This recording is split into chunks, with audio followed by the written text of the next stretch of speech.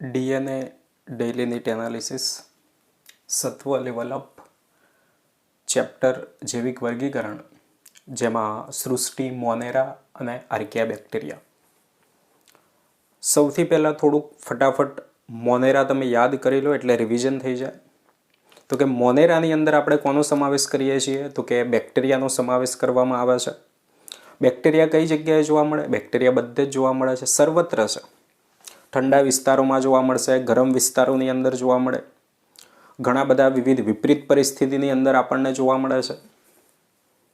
ગરમ પાણીના ઝરાની અંદર જોવા મળે, ખૂબ જ નીચું તાપમાન હોય એની અંદર જોવા મળે, સમુદ્રના ઊંડાણવાળા ભાગમાં પણ જોવા મળે છે કે જ્યાં ખૂબ જ ઊંચું દબાણ હોય. તો બધી જ જગ્યાએ આપણને આ બેક્ટેરિયા જોવા મળે. બીજું, બેક્ટેરિયા જે છે કે જેને આપણે 4 જૂથની અંદર વિભાજિત કરેલા છે આકારને આધારે. કયા કયા છે યાદ કરો તો કે ગોલાણુ છે, દંડાણુ છે, વિબ્રિયો છે, કુંતલાકાર, બરાબર. વિબ્રિયો એટલે અલ્પવિરામ આકાર થશે. તો 4 જૂથની અંદર આપણે વિભાજિત કરેલા છે. બીજું, એનસીઆરટીની અંદર આપણે જોઈએ તો આપ્યું છે, ભલે બેક્ટેરિયા સરળ છે એટલે કે એક કોષીય છે, પરંતુ એની જે વર્તુણક છે એ વર્તુણકની અંદર આપણને ખૂબ જ બધી વિવિધતા, જટિલતા જોવા મળતી હોય છે. પોષણની બાબતે સૌથી વધુ વિવિધતા જોવા મળે છે, કારણ કે ઘણા બધા જે છે એ રસાયણ સંશ્લેષી છે, એટલે કે કેટલાક સ્વયંપોષીની અંદર 2 રીતે આવે છે, કેટલાક રસાયણ સંશ્લેષી હોય છે, કેટલાક પ્રકાશ સંશ્લેષી હોય છે, પછી વિષમપોષી આવે છે. તો આ રીતે પોષણની બાબતે સૌથી વધુ વિવિધતા આપણને એની અંદર જોવા મળે છે. પછી આપણે આવે છે આર્કિયા બેક્ટેરિયા. પછી કોણ આવે છે? Archaea bacteria. આર્કિયા બેક્ટેરિયાનો મતલબ થાય કે અતિ પ્રાચીન બેક્ટેરિયા. આર્કિયા એટલે શું થશે? અતિ પ્રાચીન બેક્ટેરિયા, જૂનામાં જૂના બેક્ટેરિયા કહી શકાય. અને આ આર્કિયા બેક્ટેરિયા છે એ વિવિધ વિપરીત પરિસ્થિતિની અંદર જીવંત રહી શકે. આપણે દાખલા તરીકે કોઈ આપણે 100 ડિગ્રી ટેમ્પરેચરમાં રહેવું હોય તો આપણે રહી શકીએ? નથી રહી શકવાના. પણ આ જે બેક્ટેરિયા છે, આર્કિયા બેક્ટેરિયા, એ વિપરીત પરિસ્થિતિની અંદર પણ રહી શકે છે. કેમ રહી શકે?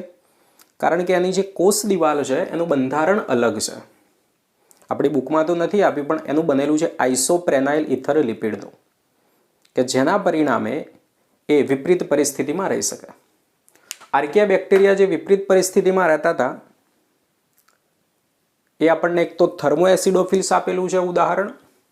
થર્મોએસિડોફિલ્સ કોને કહીએ? ગરમ પાણીના ઝરાની અંદર જોવા મળે. બીજું આપ્યું આપણને હેલોફિલ્સ. હેલાઇન એટલે શું થશે? ક્ષારતા સાથે સંકળાયેલું છે, એટલે કે જે અતિશય ક્ષારતાવાળા વિસ્તારની અંદર જોવા મળે, કે જેને આપણે હેલોફિલ્સ કહેવામાં આવે છે. અને બીજા મિથેનોજન્સ, કે જે આપણને ઉદાહરણમાં આપેલું છે કે જે ચરતા પ્રાણીઓ છે, એ ચરતા પ્રાણીઓની અંદર પાચન નળીની અંદર આ બેક્ટેરિયા રહેતા હોય છે. તો આની અંદરથી જે કેટલાક એમસીક્યુ વારંવાર પૂછાયેલા છે, આપણે પહેલાં રિવિઝન કરી લીધું, પછી એના આપણે ટોપિકના એમસીક્યુ જોઈશું. આવું દરેક વિડીયોની અંદર હશે. તો પહેલું, પોષણની બાબતે સૌથી વધુ વિવિધતા જોવા મળે છે ફૂગમાં, પ્રાણીઓ, મોનેરા કે વનસ્પતિઓ. તો આપણે જાણીએ પોષણ સૌથી વધુ વિવિધતા. ફૂગની અંદર કયા પ્રકારનું પોષણ છે? તો કે પરપોષી તરીકે છે, જાતે ખોરાક નથી બનાવવાની, પરોપજીવી તરીકે હોય છે. પ્રાણીઓની અંદર આપણને હોલોજોઇક જોવા મળે. મોનેરાની વાત કરીએ તો સૌથી વધુ પોષણની બાબતમાં વિવિધતા મોનેરાની અંદર આપણને જોવા મળે છે. રસાયણ સંશ્લેષી આપણે વાત કરી, પ્રકાશ સંશ્લેષી સ્વયંપોષી છે, પરપોષી છે. અને વનસ્પતિઓ કે જે પ્રકાશ સંશ્લેષી, આપણો જે જવાબ થશે એ થશે મોનેરા. પોષણની બાબતમાં સૌથી વધુ વિવિધતા મોનેરાની અંદર જોવા મળે છે. બીજો એમસીક્યુ વારંવાર પૂછાયેલો છે. અહીંયા તમે જોઈ શકો છો બાજુના એમસીક્યુની અંદર આપણે કયા કયા વર્ષની અંદર પૂછાયેલો છે આપણે દર્શાવેલું છે. આદિકોષ કેન્દ્રીય, કે જે ચરતા પ્રાણીઓની પાચન નળીમાં આવેલા છે અને બાયોગેસના ઉત્પાદન માટે જવાબદાર છે. બાયોગેસ એટલે મિથેન થવાનું. ચરતા જે પ્રાણીઓ છે, રૂમિનન્ટ એનિમલ, કે જેની અંદર કોણ જોવા મળે? મિથેનોજન્સ, યુબેક્ટેરિયા, હેલોફિલ્સ કે થર્મોએસિડોફિલ્સ. કોણ જોવા મળશે? મિથેનોજન્સ જોવા મળે છે, અને જે બાયોગેસના નિર્માણ સાથે સંકળાયેલા છે. યુ બેક્ટેરિયા એટલે સત્ય બેક્ટેરિયા કે જે આપણને આર્કિયા બેક્ટેરિયા પછી આપ્યું. હેલોફિલ્સ એટલે કે જે ક્ષારતાવાળા વિસ્તારમાં જોવા મળે. થર્મો એસિડોફિલ્સ કે જે ગરમ પાણીની અંદર આપણને જોવા મળતા હોય છે એના જરાની અંદર.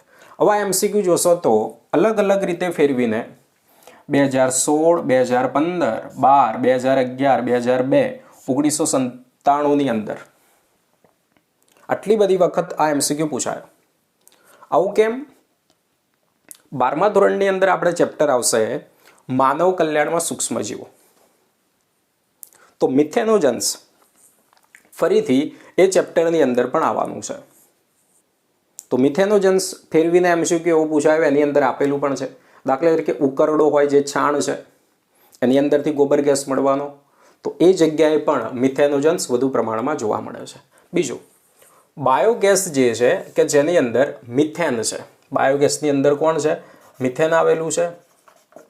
અને મિથેનનું જે બીજું નામ છે એને કહેવામાં આવશે માર્સ ગેસ. કયો ગેસ કહેવામાં આવશે? Mars gas. તો આ રીતે પણ આ એમસીક્યુની અંદર પૂછાઈ ચૂકેલું છે. આગળનો પણ બીજો એક એમસીક્યુ આપણને આર્કિયા બેક્ટેરિયામાંથી આપેલો છે. નીચેનામાંથી કયા કે જે ખૂબ ઊંડા દરિયાઈ પાણીની અંદર હોવાની શક્યતા છે?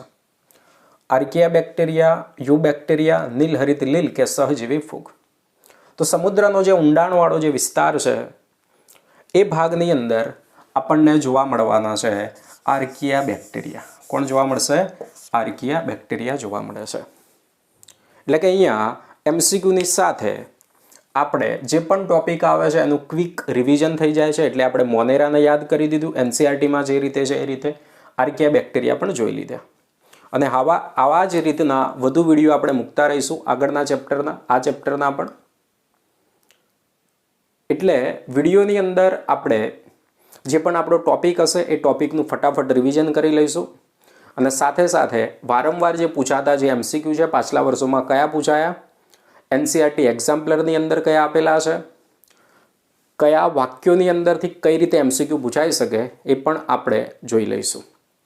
મોનેરા આર્કિયા બેક્ટેરિયા. આગળ આપણે જોઈએ હવે યુ બેક્ટેરિયા. આગળ કોણ જોઈશું?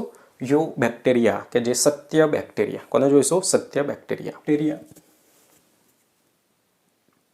પહેલાં આપણે મોનેરા જોયું, આર્કિયા બેક્ટેરિયા જોયું, હવે છે યુ બેક્ટેરિયા. યુ બેક્ટેરિયા કે જેને આપણે કહીએ છીએ સત્ય બેક્ટેરિયા. યુ બેક્ટેરિયા એટલે શું થશે? સાચા બેક્ટેરિયા થવાના છે. યુ બેક્ટેરિયા હોય, કેટલાક બેક્ટેરિયા જો કસા ધરાવતા હોય તો એ ચલિત બેક્ટેરિયા હોઈ શકે છે, કસા ના ધરાવતા હોય તો અચલિત હોઈ શકે છે. એના આધારે પણ જુદા જુદા પ્રકાર છે. એનસીઆરટીમાં આપણને નથી આપ્યું, એની જરૂર નથી. હવે યુ બેક્ટેરિયા જે આવેલા છે એની અંદર ખાસ આપણને ઇમ્પોર્ટન્ટ એક તો આપેલું છે કે આવવાનું છે એક નીલહરિત લીલ. કોણ આવવાનું છે? નીલહરિત લીલ. બીજીએ જેને કહીએ કે બ્લુ ગ્રીન આલ્ગી, અથવા તો આપણે એને બીજું સાયનો બેક્ટેરિયા તરીકે પણ ઓળખવામાં આવે છે. અને આ જે નીલહરિત લીલ છે એ વનસ્પતિઓની અંદર જેવા રંજક દ્રવ્ય ક્લોરોફિલ એને જોવા મળે એવું જોવા મળે. અને પૃથ્વી ઉપર જે સૌ પ્રથમવાર ઓક્સિજનિક ફોટોસિન્થેસિસ, પ્રકાશ સંશ્લેષણ કે જેના દ્વારા ઓક્સિજન મુક્ત થાય છે, આવું જે પ્રકાશ સંશ્લેષણ કર્યું હતું એ કર્યું સાયનો બેક્ટેરિયા દ્વારા. બુકની અંદર જોવા તમને આકૃતિ પણ આપેલી છે. નોસ્ટોક આપ્યું, આપણને એનાબીના આપેલું છે. ઘણા એકકોષીય હોઈ શકે છે, તંતુમય હોઈ શકે છે, વસાહતી હોઈ શકે એટલે સમૂહમાં ભેગા રહેતા હોય. અને એમની ફરતે આવરણ આપણને આપેલું છે. જિલેટિન દ્રવ્યના બનેલા આવરણથી આવૃત થયેલા આ નોસ્ટોક એનાબીના જે સાયનો બેક્ટેરિયા એ હોય છે. ચોપડીમાં આકૃતિમાં પણ આપણને મ્યુસિલેજનું આવરણ આપેલું છે. બીજું બુકમાં આકૃતિમાં આપણને અભિકોષ દર્શાવેલો છે. તો હા, આ ખાસ ઇમ્પોર્ટન્ટ. નોસ્ટોક અને એનાબીના જે આવેલા છે કે એની અંદર સામાન્ય કોષો સિવાય વિશિષ્ટ પ્રકારના કોષો આવેલા હોય. અને આ વિશિષ્ટ પ્રકારના કોષો નાઇટ્રોજનનું સ્થાપન કરવાની જે ક્ષમતા ધરાવે એ જે કોષો છે એને કયા કોષો કહીએ છીએ? અભિકોષ કહેવામાં આવે છે, કે જેના દ્વારા નાઇટ્રોજનનું સ્થાપન થતું હોય છે. બીજું, ઘણીવાર આપણે તળાવને એવું જોતા હોઈએ તો આખું તળાવ લીલું થઈ ગયેલું હોય છે, અંદરથી દુર્ગંધ આવતી હોય. તો આ જે નીલહરિત લીલના જે સભ્યો છે પ્રદૂષણ પણ ફેલાવે છે. તો એના માટે પણ એ આપણને દર્શાવેલું છે. સાથે સાથે આ વાત કરી સાયનો બેક્ટેરિયાની. ત્યાર પછી આપણને આપ્યું છે રસાયણ સંશ્લેષી સ્વયંપોષી. બરાબર, કે જેઓ નાઇટ્રેટ, નાઇટ્રાઇટ, એમોનિયા જે છે એનું ઓક્સિડેશન કરે છે અને એની અંદરથી જે મુક્ત થતી શક્તિ છે એનો ઉપયોગ કરતા હોય છે. વિશેષ રૂપે ખનિજ પોષણનું જે ચેપ્ટર છે એની અંદર આપણે આવશે. બરાબર, તો આ જે બધા જે સ્વયંપોષી રસાયણ સંશ્લેષી છે, બાકીના બધા બેક્ટેરિયા વિષમપોષી પણ હોય છે અને આ રસાયણ સંશ્લેષીને બાકીના જે બેક્ટેરિયા છે એ દ્રવ્યો જે છે એનું ખનિજીકરણમાં ખૂબ જ મહત્વનો ભાગ ભજવે. કારણ કે બેક્ટેરિયા જે છે ઘણા વિઘટકો તરીકે વર્તે છે અને દ્રવ્યોનું ખનિજીકરણ જે થવું હોય એની અંદર પણ ખૂબ જ મહત્વનો ભાગ ભજવે છે. તો આપણે સાયનોબેક્ટેરિયા આધારિત જે MCQ પૂછાય છે એ જોઈ લઈએ. અત્યારે જ હાલમાં આ વખતે જે નીટની પરીક્ષા બીજી વખત જે લેવાય રીનીટ, બરાબર, તો એની અંદર આ MCQ પૂછાયો હતો સાયનોબેક્ટેરિયા માટે કયું અયોગ્ય છે કે કયું વિધાન સાયનોબેક્ટેરિયા માટે ખોટું છે. પહેલું, લીલી વનસ્પતિને સમાન ક્લોરોફિલ ધરાવે. હા, હમણાં જ આપણે વાત કરી, આ તો વિધાન સાચું છે. પ્રકાશ સંશ્લેષી સ્વયંપોષી છે તો ક્લોરોફિલ હરિતદ્રવ્ય ધરાવે, પ્રકાશ સંશ્લેષી, આ પણ સાચું છે. અભિકોષનો અભાવ, તો આ વિધાન કેવું થઈ ગયું ભાઈ? અભિકોષ તો આવેલા છે ને નાઇટ્રોજનનું સ્થાપન કરો, આ વિધાન થઈ ગયું ખોટું. અને ડી, પ્રદૂષિત પાણીમાં જથ્થા સ્વરૂપે જોવા મળે, આ પણ સાચું થઈ ગયું. તો જવાબ થયો આપણો અભિકોષનો અભાવ, આ અયોગ્ય ખોટું વિધાન છે. રંજક દ્રવ્ય ધરાવતું પટલમય બહિરુદ ભેદ સાયનોબેક્ટેરિયામાં જોવા મળે, જેને આપણે કહીશું શ્વસન છિદ્ર, ક્રોમેટોફોર, હિટ્રોસિસ્ટ કે તલસ્થકાય. હવે જુઓ, તમને એમ થતું હશે કે સાહેબ ડાયરેક્ટ સ્ક્રીન રેકોર્ડિંગ કરીને MCQ સોલ્વ કરાવી દે તો જલ્દી કામ પતે, પણ ના, MCQ ખાલી સોલ્વ થાય એ આપણે નથી જોવાનું. MCQની સાથે સાથે એની આપણે થિયરીનું પણ રિવિઝન કરીએ એટલે દરેકે દરેક મુદ્દો આપણો અહીંયા આવી જાય. એટલા માટે આ MCQ આપણે બોર્ડ ઉપર સમજીએ છીએ. એટલે કે જે પણ આપણો ટોપિક હોય એની થિયરીનું રિવિઝન થઈ જાય, એની અંદર પૂછાયેલા જે MCQનું રિવિઝન થઈ જાય અને કયો MCQ પૂછાયો નથી, કયા વાક્યોની અંદરથી MCQ પૂછાઈ શકે એ પણ બાબત આપણે આવી જાય. એટલા માટે આ રીતે આપણે MCQની પ્રેક્ટિસ કરીએ કે જેનાથી તમારું ક્વિક રિવિઝન પણ થાય, MCQની પણ પ્રેક્ટિસ થઈ જાય. તો રંજક દ્રવ્ય ધરાવતું પટલમય બહિરુદ ભેદ સાયનોબેક્ટેરિયામાં જોવા મળે, જેને આપણે શું કહીએ? રંજક દ્રવ્ય ધરાવતી જે રચના આવેલી હોય. હવે આવું જુઓ, બીજા ચેપ્ટરમાં આપણને આપ્યું નથી, પણ હા આ પ્રકારની બાબત કોષ રચનાવાળું જે આપણું ચેપ્ટર છે એની અંદર દર્શાવેલું છે. ઓપ્શન જોવો એટલે ખ્યાલ આવશે. શ્વસન છિદ્ર, ક્રોમેટોફોર, હિટ્રોસિસ્ટ કે તલસ્થકાય. તો આપણને આપેલું છે કોષ રચનાના ચેપ્ટરની અંદર ક્રોમેટોફોર, રંજક દ્રવ્ય ધરાવતી રચના, બહિરુદ ભેદ એટલે પટલ જે છે એનું થોડુંક વિસ્તૃતીકરણ થાય, ગળીમય જેવી રચના બને, અને ક્રોમેટોફોર રંજક દ્રવ્ય ધરાવતી પ્રકાશ સંશ્લેષણ માટે રચના આવેલી હોય. આ MCQ પૂછાયો 2012માં. બીજું સાયનોબેક્ટેરિયા, બીજું શું કહીએ? આ તો દરેક જાણે છે. પ્રોટિસ્ટા, સોનેરી લીલ, સ્લાઇમ મોલ્ડ કે નીલહરિત લીલ. શું કહીશું? નીલહરિત લીલ કહેવામાં આવે છે. BGA, blue green algae. Cyanobacteria માટે સાચું શું છે? આવો MCQ પૂછાયો 2001ની અંદર. નાઇટ્રોજિનેજ સાથે ઓક્સિજેનિક. હવે જો દરેક ઓપ્શનની અંદર ઓક્સિજેનિક લખ્યું, નોન ઓક્સિજેનિક લખ્યું. જે પહેલાં જ તમને વાત કરી, પૃથ્વી ઉપર સૌથી પહેલાં ઓક્સિજેનિક ફોટોસિન્થેસિસ કે પ્રકાશ સંશ્લેષણ કે જેના દ્વારા ઓક્સિજન મુક્ત થાય એવું પ્રકાશ સંશ્લેષણ કર્યું સાયનોબેક્ટેરિયાએ. તો પહેલું જ તો કે સાયનોબેક્ટેરિયા જે થવાના એ થશે ઓક્સિજેનિક. સાયનોબેક્ટેરિયા કેવા થશે? ઓક્સિજેનિક. તો આટલું અહીંયા આપણે સાચું થયું. બીજું નાઇટ્રોજિનેજ, તો કે હા અભિકોષ આવેલા છે નાઇટ્રોજનનું સ્થાપન કરવા માટે, અને અભિકોષની અંદર નાઇટ્રોજનનું સ્થાપન કરવા માટે ઉત્સેચક નાઇટ્રોજિનેજ આવેલો હોય. કયો ઉત્સેચક? નાઇટ્રોજિનેજ આવેલો હોય છે. તો આ પણ સાચું થયું, આ પણ સાચું થયું. જવાબ આપણો થયો એ જવાબ થયો અહીંયા. બાકીના ઓપ્શન જુઓ તો નાઇટ્રોજિનેજ વગર ઓક્સિજેનિક, તો કે આ ખોટું પડે ને, નાઇટ્રોજિનેજ આવેલો છે. સી નાઇટ્રોજિનેજ સાથે નોન ઓક્સિજેનિક, તો કે આ ખોટું થઈ જાય. નાઇટ્રોજિનેજ વગર નોન ઓક્સિજનિક, આ તો ખોટું જ થઈ જાય. તો આપણો જવાબ થયો એ, નાઇટ્રોજિનેજ સાથે ઓક્સિજનિક. યુ બેક્ટેરિયામાં આવેલો કોષીય ઘટક કે જે સુકોષ કેન્દ્રીને મળતો આવે છે. આપેલી કઈ રચના કે જે યુ બેક્ટેરિયામાં આવેલી છે, એટલે કે સત્ય બેક્ટેરિયામાં આવેલી છે કે જે સુકોષ કેન્દ્રીને મળતી આવતી હોય છે. કોષ કેન્દ્ર તો કે યુ બેક્ટેરિયા મોનેરામાં આવે, કોષ કેન્દ્ર અલગ આવવાનું. રિબોઝોમ્સની વાત કરીએ તો રિબોઝોમ્સ સુકોષ કેન્દ્રી અને આદિકોષ કેન્દ્રીમાં અલગ છે. આ જણાવજો ભાઈ કોમેન્ટની અંદર તમે કયા પ્રકારનું રિબોઝોમ જોવા મળે છે. બરાબર.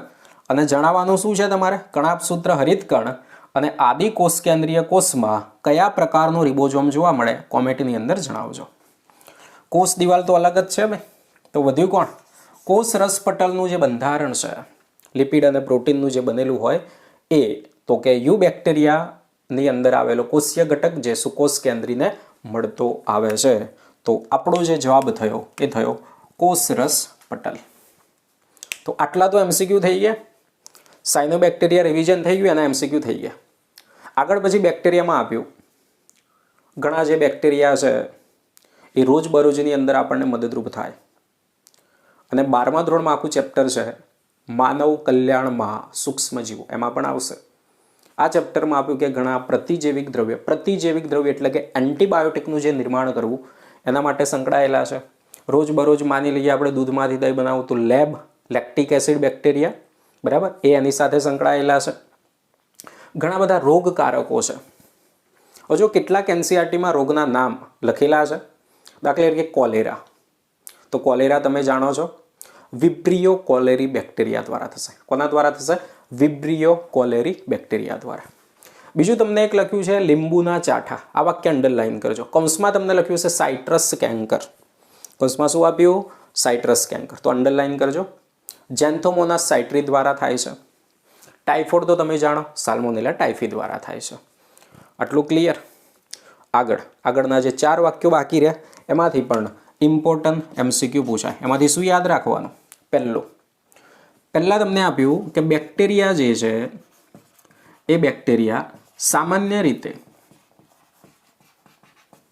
કોના દ્વારા પ્રજનન કરે છે?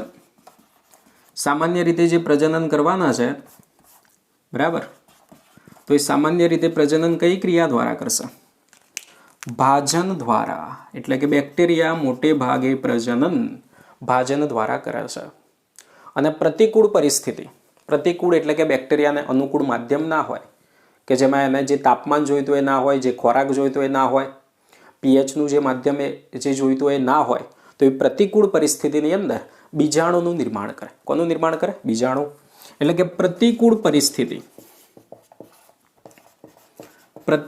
પરિસ્થિતિની અંદર એ કોનું નિર્માણ કરશે? બીજાણુનું નિર્માણ કરે. અને એક સામાન્ય પ્રકારનું લિંગી પ્રજનન પણ જોવા મળે. હવે પ્રશ્ન થાય, બેક્ટેરિયામાં નર ને માદા કઈ અલગ હોય? તો ના હોય અલગ.